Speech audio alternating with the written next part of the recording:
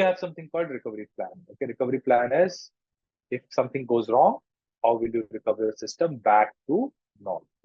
Okay. Yeah, Surikant, ask me. So What is the could you question? please go back previous Yeah. the hot time record? Yeah, you mentioned hot site and mirror site. What Yeah. exactly the difference? It's the Mirror same, site right? is no. Mirror site is data replication is in real time.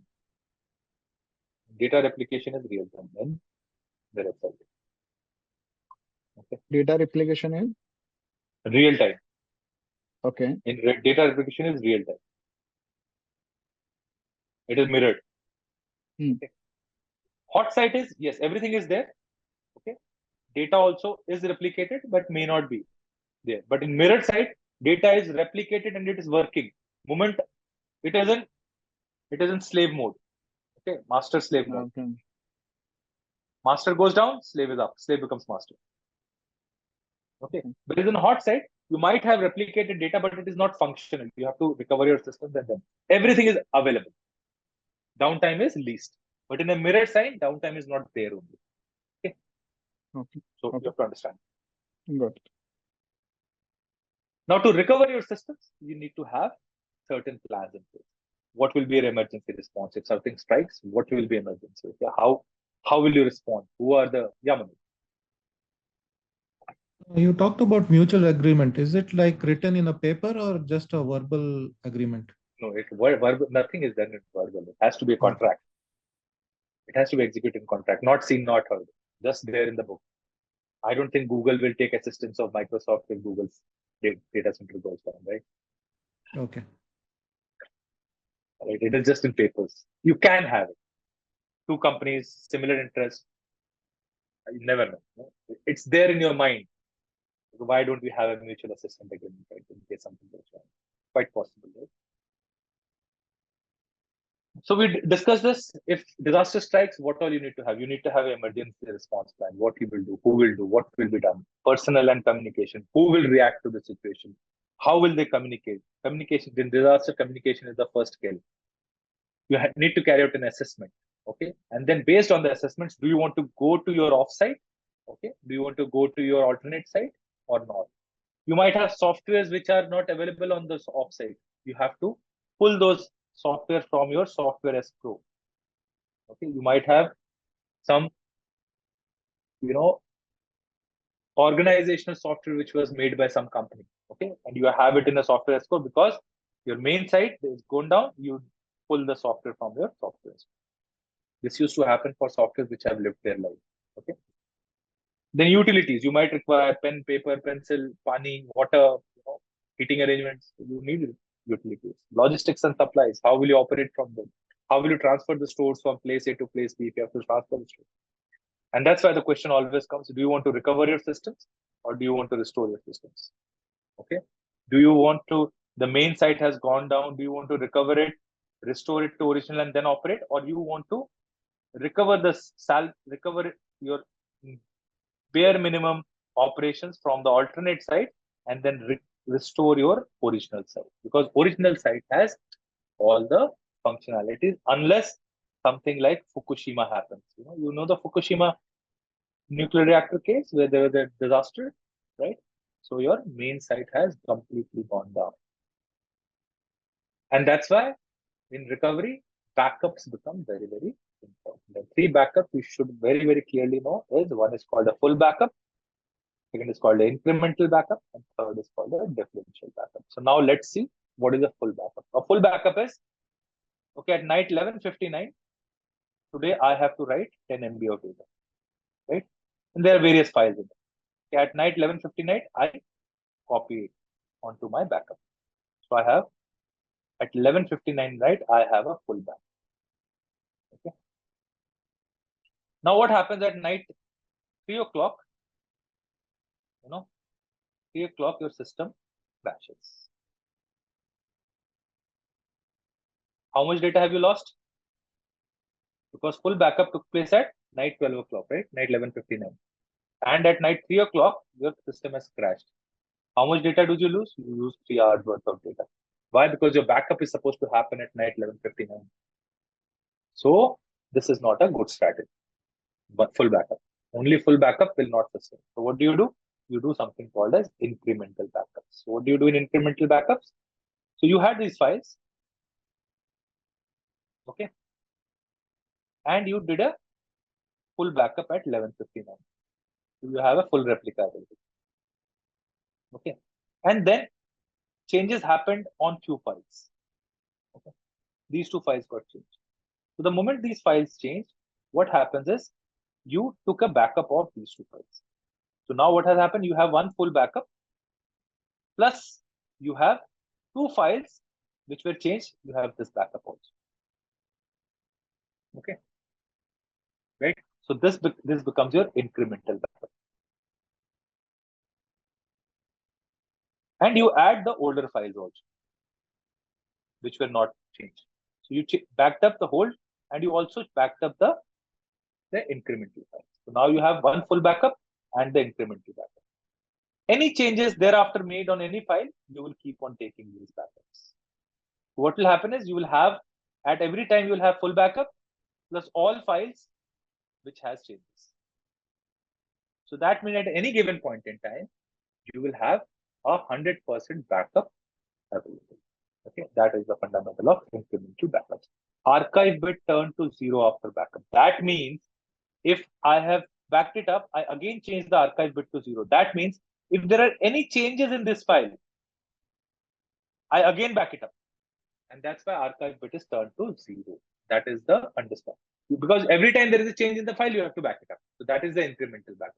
So that means your archive bit should turn to 0, telling the operating system that my archive bit is 0. Moment there is a change, you back me up again.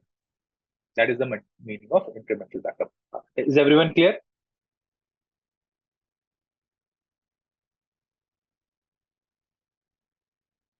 Anyone who's gone down, please be very clear. This is testable. This will be tested.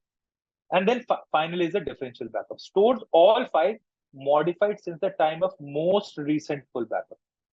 That means I had a full backup at 11:59. Okay, this is my full backup. Now what has happened? Stores all files modified. So there are few files which have been modified.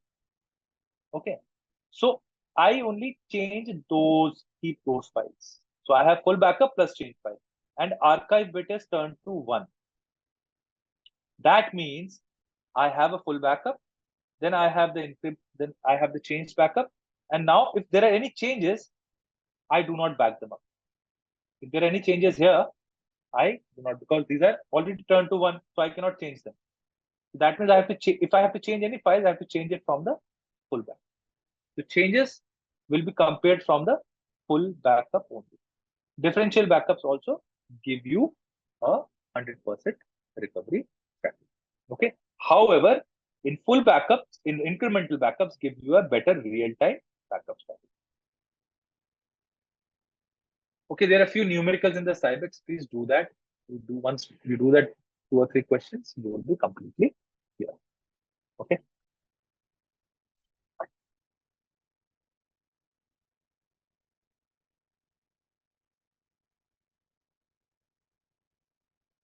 This question is testable, huh? This incremental, and you should do those Cybex questions. Very simple.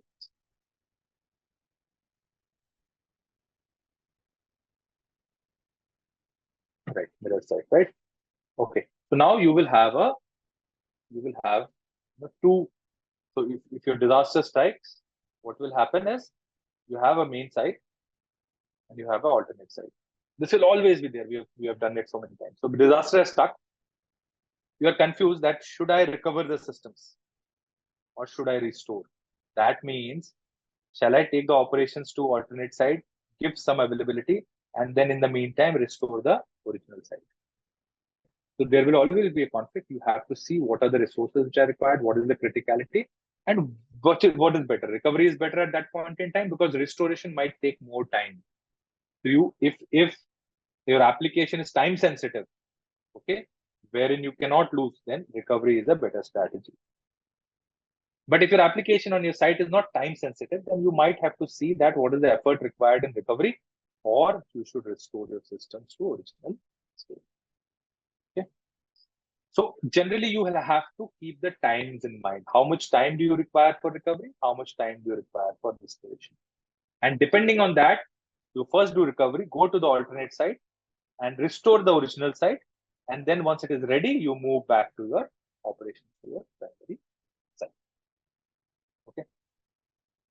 And then for all this, you need to have training, because if you don't give training, people will not know what to do. And that's why you need to have multiple types of training. You have to have orientation training, initial training, and refresher training. And once you have trained everyone on disaster management, you need to then walk through, do a practice drill as to how we will execute our disaster recovery plan. You can do it through a read-through test, read everyone that this is how it will happen. Structured walkthrough, you walk with everyone who are responsible for disaster recovery. You go and say, you will do this, you will do this, this will happen. You do a simulation test where you simulate some disaster. You do a parallel test, you basically main site and alternate site. You start operating from both and see what are the efforts required. You do full interruption test. I told you stop the main site and operate only from alternate site. This gives the most realistic picture. Then you do a lesson learned and maintain your DR plan. Then final part is you have to have investigations in your organization, ethics to manage your organization. Now, first part of investigation is electronic discovery. What is electronic discovery is? Electronic discovery is searching for evidence which might be part of some investigation. So e-discovery is the process of finding that electronic information which might be required for legal procedure. E-discovery is a legal term in US, not in India. So e-discovery is a process by which you find that information which can be provided to the legal and regulatory entities. So it becomes a critical part of your, very critical part of your investigation. If, say, you are a bank and some attack took place and you lost money, so now you have to preserve a lot of information. So you can read the UCO Bank. Those who are in the group, Colonel KPM Das, he's CISSP cyber head, who has put that deepstrat.in. Okay, he's the national cyber head for CISSP. So he put this research document of deepstrat.in where how UCO Bank lost 960 CR. Okay, due to fault messaging. So now UCO Bank would have stored a lot of information as to how it happened. Right? So e-discovery is the process of getting that information which would be required legally. Okay, and then you store it as an evidence against people who would have done wrong to the organization. Okay, evidence is also called as artifacts. It will help you in prosecuting the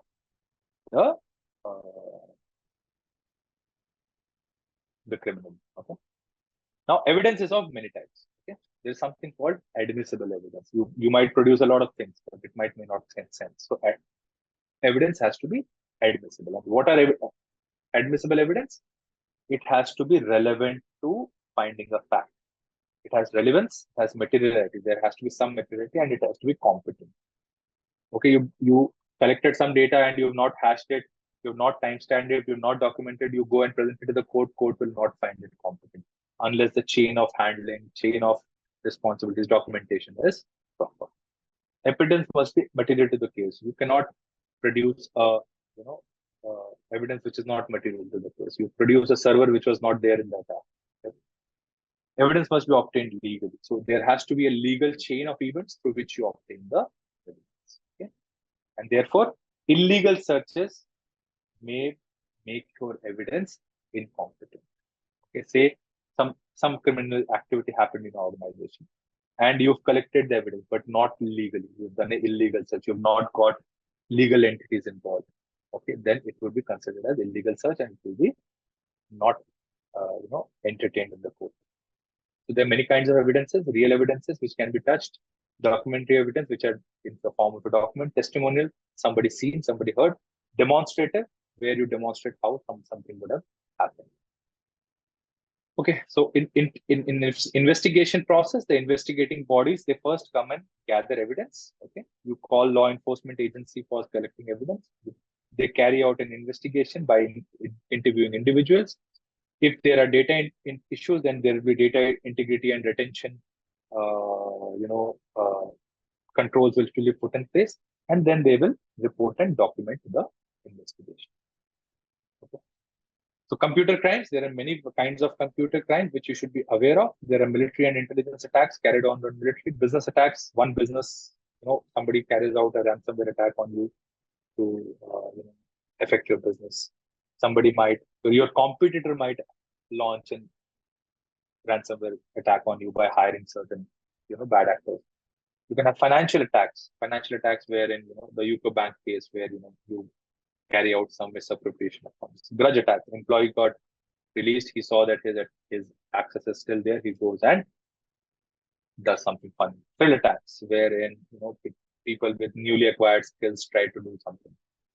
Activism, wherein group of people who believe in a cause and they think that your company is, your organization is against that cause, they might launch an attack on you. Okay. And finally is ethics.